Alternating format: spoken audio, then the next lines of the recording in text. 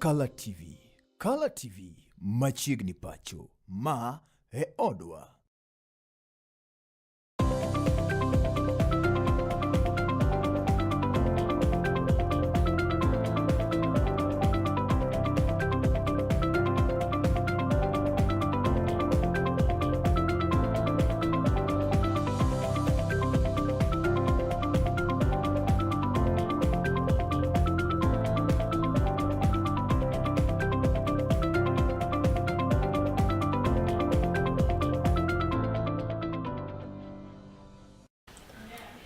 Misawa kendo machiegni jahera mar kalatvlive ageno odiochiengi odhi kod yonindo mano makare. Arwakni machiegni choneni mano mar nyindo weche kama kelo wechegi kumanyiena matucha koni koda kocha. Kabenjo fama magwa medogo tache kautis mopogore opogore eneno ni wechegi duto choponi yo makare kendo thulindo mano ma owinjore kama waikoni thulendi oting'o mano ma otenore koda chenro mano mar chwalo dongruoge pacho kaendi kama bende jatend piny ne odiochieng' makawuonendi ne otimo limbe mare kaunti ma Murang'a. Mamoko gin weche mar neno ni piny Kenya omakore koda piny mamoko mag Afrika eneno ni tuo mar kansa mar nyodo koro ni to nyalo rakro godo e yo makare. Bedo kod nyagiko machonendi nyinga en Julian Ouma ka jaloko marwa en David Abila. Yudo achiel kachiel yero giko mag tudruok magwa mar wang' book at kalatvlive live, YouTube at kalatvlive ka achiel kod TikTok at kalatvlive machiegni.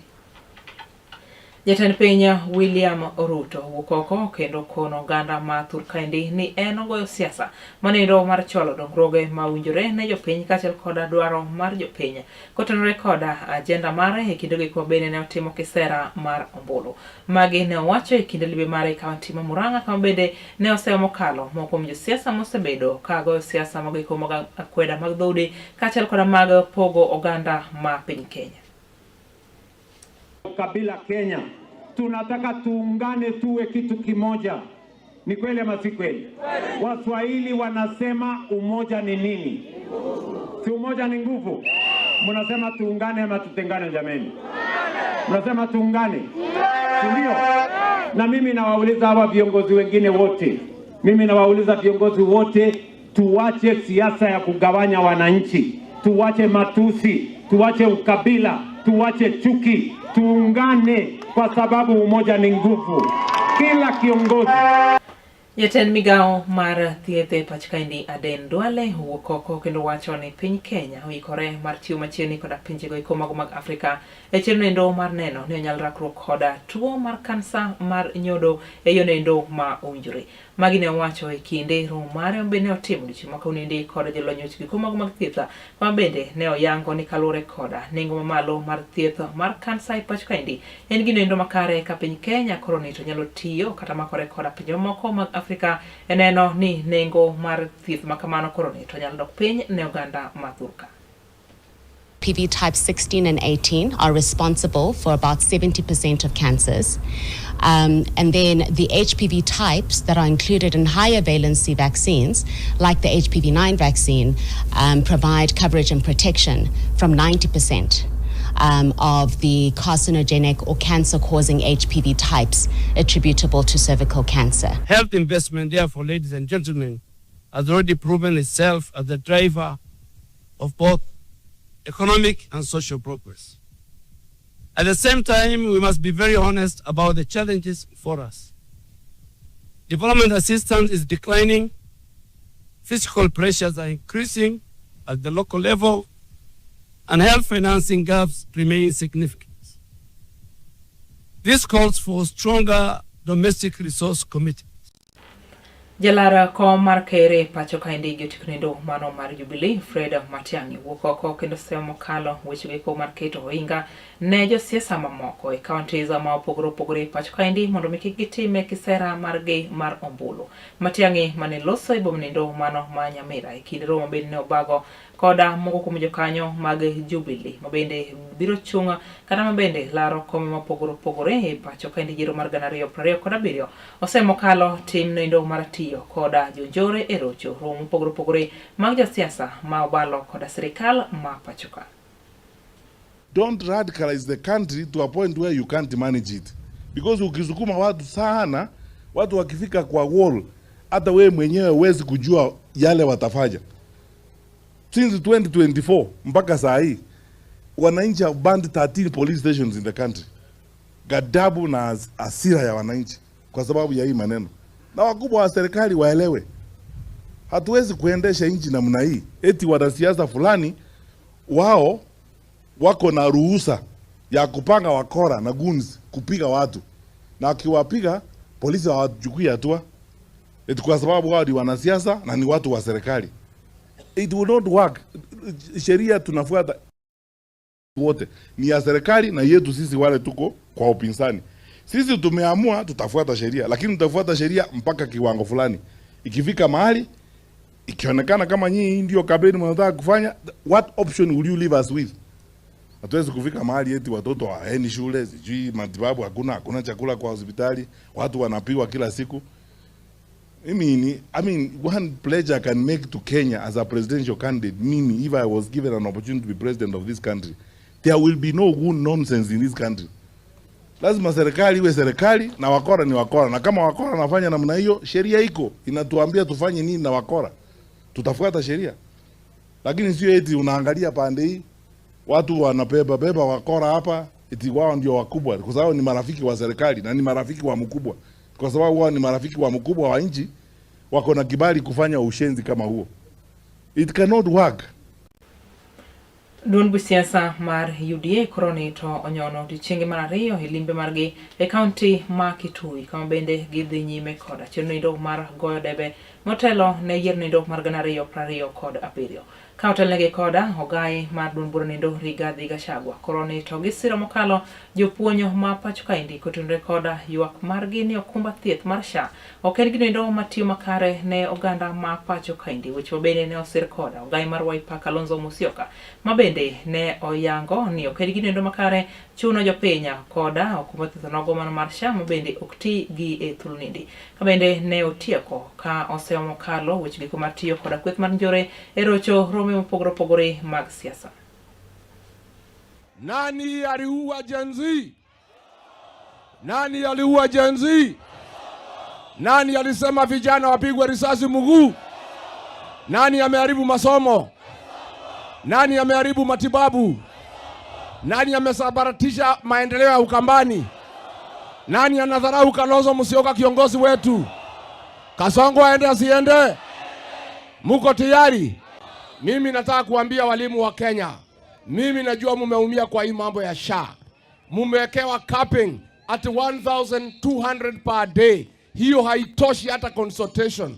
Hawezi enda lab, hawezi nunua dawa. Walimu wetu, watu wa heshima, our professionals, the people responsible for our children, for developing the human resource capital in Kenya, wanakosewa heshima. Mimi naambia walimu mjipange. Muambie wakuu wenu wa union wa NAT na KUPPET walihongwa na Kasongo wakamtoa Minetu wakapeleka nyinyi SHA. Muambie hao watu watoe nyinyi SHA wawekee nyinyi insurance. Hongwa na Kasongo wakamtoa Minetu wakapeleka nyinyi SHA. Muambie hao watu watoe nyinyi SHA wawekee nyinyi insurance ambaye mtapata heshima kama walimu wetu. Tumekubaliana? Weche moko en ni duond bura kata od buche seneta koroni to wuok oko kendo semokalo governors ma pacho kaendi ma koroni to ok osebedo ka chopo nyim kamati ma opogore chenro mar dhoge kotenore koda ka gisebedo ka gitiyo koda omenda mag jopiny kata legi koda jalup speaker e od mano mar senate koroni to gibuogo mar biro kawo okang' moreto ne governors ma kamago mano ka oriwo timonegi nonro koda dulo nogo man mochung'ne kendo kod mibadhi e pacho kaendi Ethics and Anti-Corruption Commissioner kaachiel koda dulo nogo mano mar okwach kich DCI. Ask which type of curtains are these. If you did housewarming with 5 million, how can you do housewarming with the public funds? So these are the issues, and the governors, we have told them, audit issues are not a collective responsibility. Audit queries emanate from certain county government. So it is not a collective responsibility. If you invite them from Mombasa County Governor and you don't appear, you cannot go mobilizing the whole council of governors not to appear, because it is a responsibility of that particular governor to answer on the queries. I said we met last week because they requested for a meeting with the Senate leadership led by the Speaker and ourselves, majority side, minority leadership, so that we can run out all issues that they feel they need to be addressed. But appearing before committees is not an option. Even if they protest 1 million times, appearing to the Senate committees is not an option. You see, we all chose to do certain jobs, and those jobs come with certain responsibilities. If you chose to become a governor, we give you resources. Currently, we are giving them more than 400 billion shillings, and in return, they need to account for it. This Senate is committed to increasing the allocations to county governments. I think in the budget policy statement, we have proposed a very significant increase to the money that goes to the counties. So the least we expect from the governors is, as we give them resources, they need to account to the people. It's not just accounting to the Senate. Coming to the Senate is not accounting to the Senate. It's accounting to the people. So you cannot choose to pay a fine of 500,000 and not account to the people. That means that you are not serious about the job that you are doing. But the courts have made it clear. Conservatory orders that had been issued in a Kiambu court were quashed last week. And after we made our report and recommendations to the House, which were adopted on 31st of March, we have 30 days to start following up on implementation. So after 30 days, which shall be from the 1st of May, we shall proceed to the next level of forwarding files to the EACC, forwarding files to the DCI, calling the DPP to commence prosecution of those governors who are in contempt of Parliament, and also asking the Inspector General of Police to produce those governors who have been adamant. So the law is clear. The law has not changed. Any person under Article 125 can be called before Parliament. It does not matter whoever it is. And so we are confident that we are on the right side of the law. The courts are with us. The Inspector General of Police has reaffirmed that he will produce any governor that is required. And we are not doing this out of malice. Ekinendi maudong mana thuolo kamar ndalo machuoko to riwruok nogo mar siasa mar Linda Mwananchi bago rum mar gibumnindi mano ma Kisumu. Moko kuom jopiny mawuok e bomnindi koloni to wuok oko kendo kwayo kweth nogo mar Linda Mwananchi mondo mi onyalo bago rum mar ginoindo mano mar kwe ma ok rocho chenro moramora mag ohala kaachiel koda wuodhe e bomnindi mano ma Kisumu. E kinde gogo bende ne gisingo ni ok ginyal yoro romnindo bende ok ogwelgie koda ogai madungu siasa mar ODM Laktar Oburu Oginga kata jakom madungu nendo Gladys Nyasunawanga. Iluonga ni Nyawara Vincent achunge pavement ka mane jakom pavement ma ka was kama so mega set morning every morning ka was wan era ngowa waero kwe mangato kada biro gi koko ka to kwa biye kaka joka was kech makaro mwatime kwe waloko wala munde wani ka loko wala kar ka mai kama ji jo wayude konyruok koro wakwayo awinjo ntie rally moro wabiro ka butwa ka mana peny ka mu bene wane mu bene organize moro ai kanyo to gimu onge kanyo ero ngecho ken marwa wan marwa ikelo rally marwa biro ke tele party leader wa Dr. Oburu Oginga mani party leader marwa manya biro kanyo kaka en kinyo onge wesigi nok marwa omo kinyo onge kanyo to jok moda biro kanyo moda kelo koko kama warito to kwadhi yie godo ani Arun Kodiwuor Development Chairman Kisumu County Boda Association.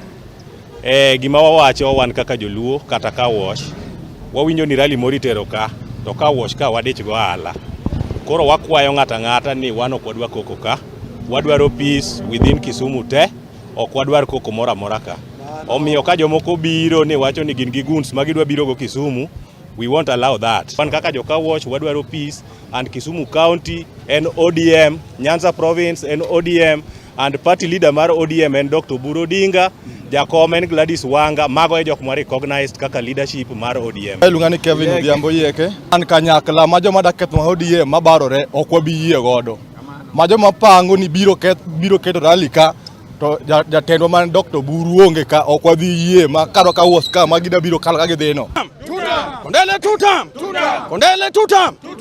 Basi kwa majina mimi naitwa Joshua Weno na mimi ndio mwenyekiti la bunge la wananchi Kisumu County Information Network. Tunasema wale ambao wanapanga maandamano ama wanapanga rally ya kesho ya Jumapili, hiyo tunasema tungoje hiyo mpaka mwaka 2032 William Ruto malize wakati wake. Hiyo ndio maana tumesema ya kwamba tunaunga mkono Bwana Oburu Oginga kama mwenyekiti letu na tunaunga bwana Gladys Wanga kama mwenyekiti wa chama cha ODM. Ilungo Lilian Atieno anajadak Mobunga. Utam emwa support Dr. Oburu, wa support Gladys Wanga, ema wangeyo kendo kama ne babo wewa ema wanyonore ma okwawe. Koro kanyo okwadhi wokie kanyo ema wanitie wan kaka mine Mobunga kaka mine ma Kisumo wanyonore kanyo to gimwadwaro en kwe. Wan jo wa support to tam. Awe nyinga iluonga na Chieng Madam Chief ajadak Mobunga. An ka wuoyo rally mabiro chieng Jumapili. Wakwayo kwe jolinda wananchi uluongre linda wananchi wando wanjo linda ground wakwayo kwe to wach mara yany ok wadwar luor emwadwaro Dr. Buru nyaka luor Gladys Wanga nyaka luor kubiro ka tubi kod kwe wach moro nu wacho ni wan guns ken waiko guns mano gima onge wan warwako uto mana gi kwe tutiek rally maber. Lipono indo mano mar pach jopiny kotenore koda romo mar lenda mwananchi mabendo chan bagi bonindi mano ma Kisumu tero wa thuolo machok mar yueyo bento duoko da weche moko mathoth mapod waikoni e telendi mano mar ng'endo weche med mana kete onjo mar mihero kendo migeno mar kala wirani waduogo koda mamoko mathoth kik idhi mabor.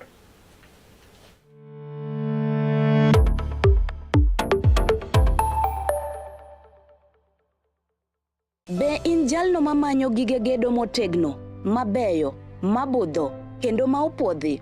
Chom mana Gomikos Company Limited man kod mwandu mag gedo kama oting'o renge kaka Crown, Basco, Duracot kod Sadolin. Bende wan kod renge mag exterior kod interior makoth ok kethi, roof coatings kod wood finishes. Wanyalo kelo ni simiti modhuro kata mathoth ka idwaro.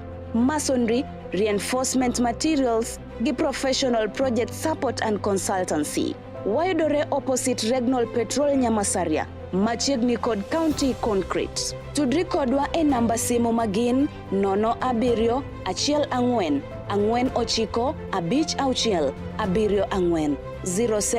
14 49 56 74 0714495674 kata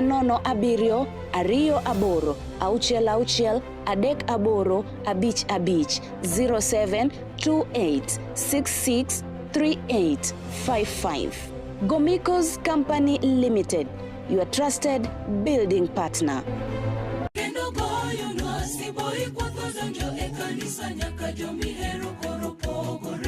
En gino makare mar chako odiochieng' gi ruoth.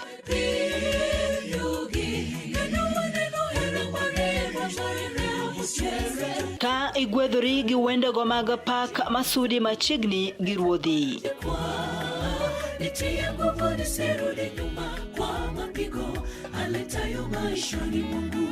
Bende wakelo ni jipo mag muma koda puonjruok mar lesson ma itayi gi Pastor Charles Odinde.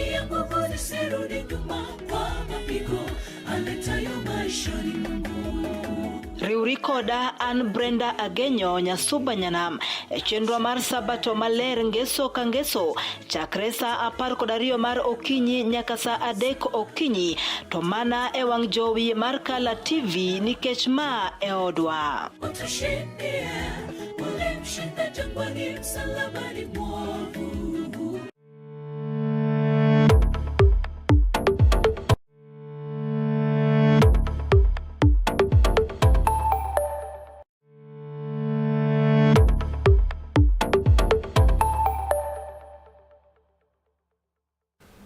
Machiegni kendo wadhi nyime ka chenro en mara ng'endo weche kama kelo weche gi manyien matucho koni koda kocha. Parni idwa achiel kachiel yore kuma tudruok magwa mageko mag mbui mar wang buka at Kala TV live, YouTube at Kala TV kachiel koda TikTok at Kala TV. Moko kuom jotelo mag dumbur nido mano mar UDM e kaunti ma Migori wuok kendo puo mokalo kit kaka ne ota chiro nido mano mar yiero mar kor gweng' dichieng' nido mano manyoro mabende gi yango ni ne otime yo nido mano ma obidhore mantiere koda dieri kachiel koda ratiro. Ne gipuo mokalo serikal ma pacho kaendi kuom kelo chenro nido mar lony manyasani mabende ne otigodo kamano mabende ne gijiwo dul nogo mano mochung' ne yiero e pacho kaendi IEBC. One ni kinde yiero mar 2027 onyal ti koda yore goeko mag lony manyasani mar neno ni onyal geng' kuo mag ombulu kachiel koda weche mamoko manyalo kelo chochni e pachoka. You have won the election with a total of 61 votes out of 63. Very good. So the message is clear now. The message is very clear. Very true. And allow me to thank you. It's more than efficient. And I think IEBC will definitely copy the same. There's no question about it. Because when it is on, you can see and you can press what you're seeing. And it can't go dead. It is always perfect. So if you ask me, the IEBC should follow the same route so that we get the correct results come 2027. You can see we are using the electronic mode, and the kind of the machine that our people are using is so effective and efficient that we even wonder why the IEBC sometimes we have problems. It is so direct. You've seen now when I was voting, just one few seconds and I'm done. So this is what we expect even the IEBC to use, or to look for something even better than this. This is the image that we want to promote in Migori County. There has been peace, no chaos, no quarrels. The Uda family are people who can sit down and talk and do things professionally. I'm very excited about this. And with that, we want to assure the President that we are partners in this broad-based, and to our colleagues who are in ODM, we welcome you into the house. Yeah, the exercise is very free and fair. There is no any kind of malpractice. So far we have witnessed a total peace and vigilance. Tombolo pod biro dhi nyime e pacho kaendi kama bende koro ne tibiro time kuom thuolo mano mar dweche 5 mabiro nyime ka ibiro time kuondego eko mago mag timo andikruok ne opande kata huduma centers ma pacho kaendi kama indi en wachneno bende ne ogol koda jakom kata commissioner mano ma ochung' ne weche eko mago mag yiero kaachiel koda keyo pacho kaendi IEBC mano migosi Francis Odhiambo mano yango ni owinjore mondo mi jopiny bende koro chal timnegi puonje kotenore koda wechego eko mago mag yiero e Thurka.